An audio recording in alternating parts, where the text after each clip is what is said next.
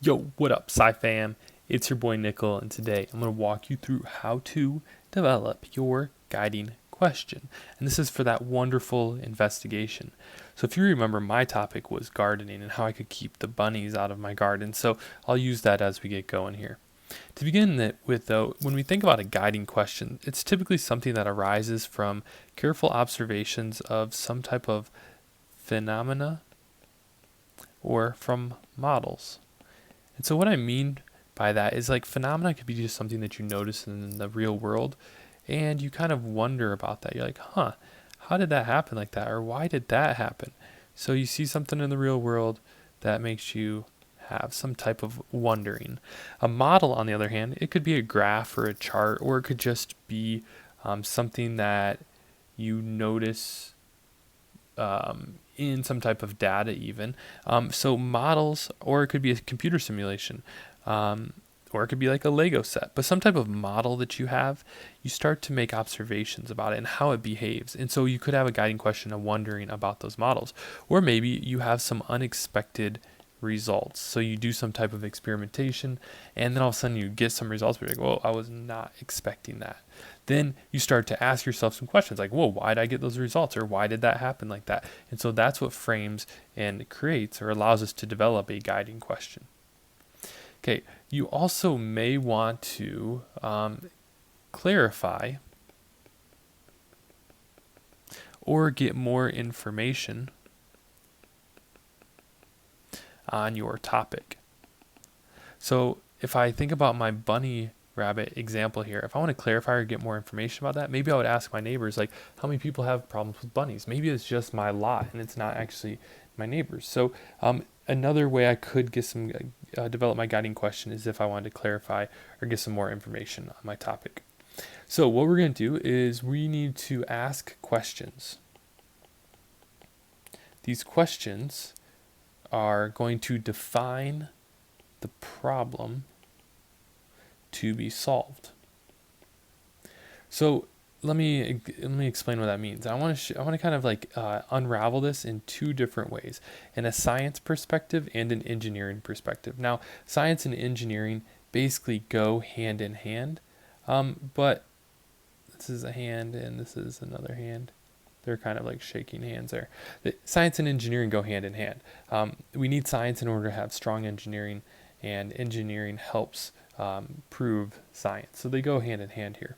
Science, though, when we ask questions to define the problem to be solved, in science, you might want to try to solve a problem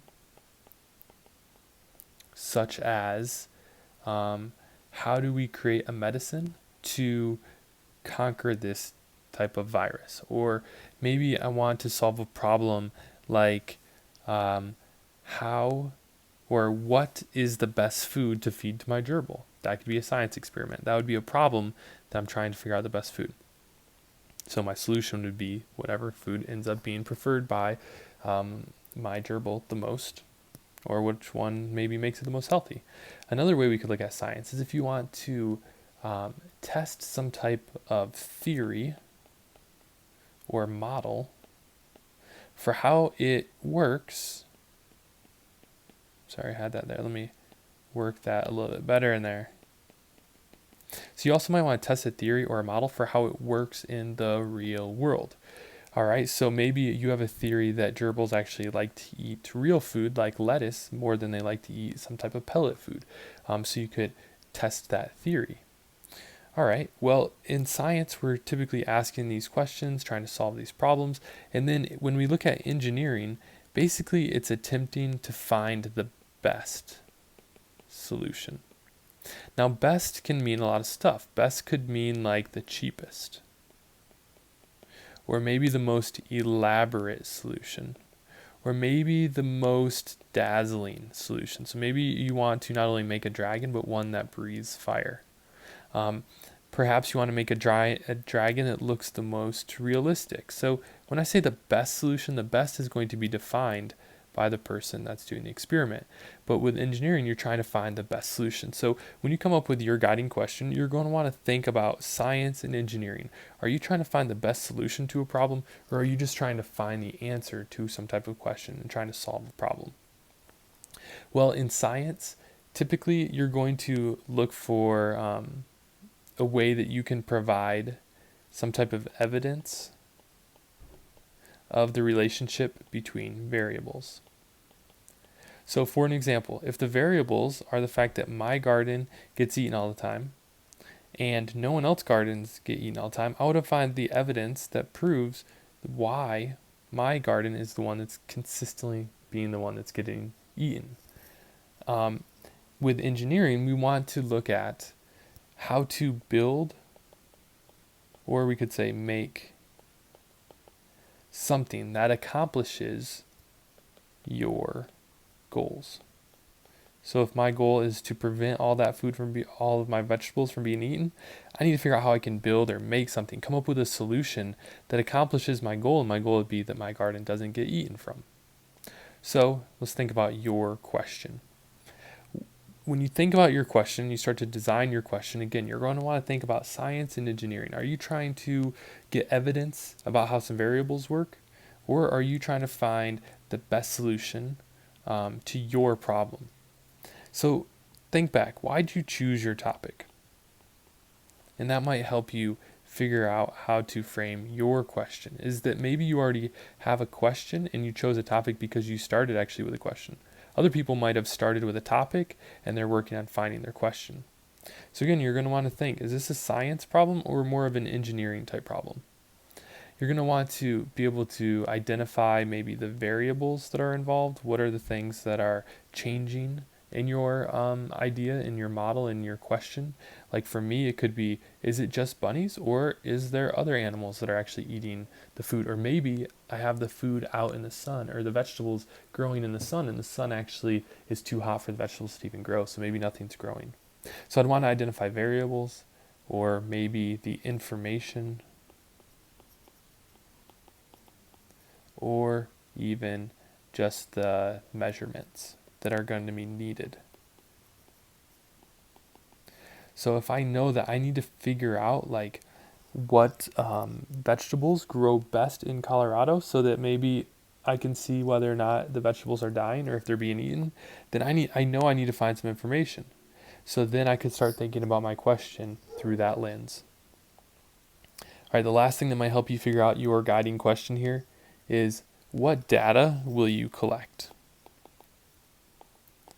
Okay, everyone's going to have to collect some type of data as you develop some type of model, or you're going to at least have to create some type of model. So think about, what is a question that's going to allow you to create something that helps you prove the answer to your question. Now, what you create could be a survey, or it could be an actual model of something.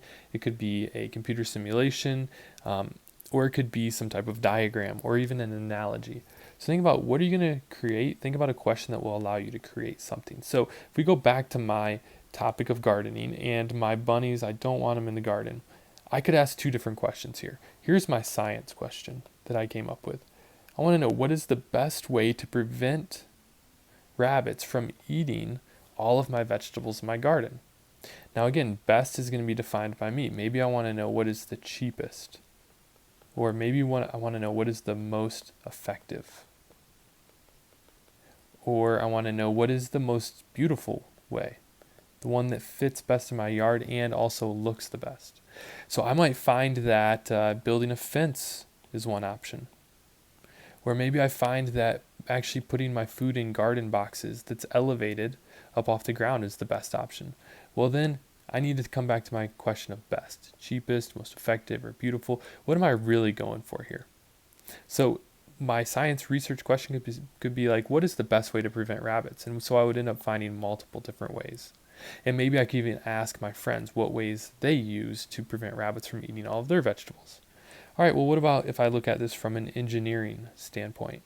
From an engineer's standpoint, I would say, how do I build container boxes that allow me to plant 100 square feet of vegetables for my garden? Because if I know I'm going to need 100 square feet of vegetables, well, I could just easily do a 10 by 10 garden plot. But if I know that that's how the rabbits are going to get into my garden and I'm going to build container garden boxes instead, I need to figure out how I can build enough to still plant the same number of vegetables.